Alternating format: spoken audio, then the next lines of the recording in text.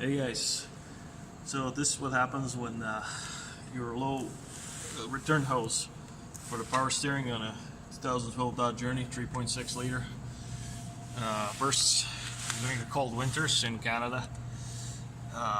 Just so you know, yesterday was minus 28 Celsius when this happened, and that's after driving this car for the whole day.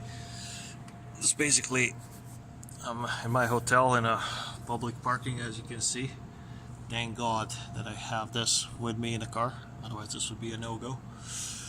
I went to a dealer. The return hose costs like 50 bucks Canadian. So yeah, it's actually straightforward. You gotta undo the clamp here.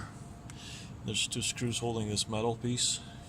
You gotta undo these two metal pieces, and then toughest part is getting this stub one off right there from your rack and pinion, and that's what you replace. Because as you can see, Dodge made sure this is garbage and gives up on you. There's a rust here, and it bursts somewhere along this. So again, Dodge is a piece of shit. Just so you know, don't ever buy this car. And yeah, have fun.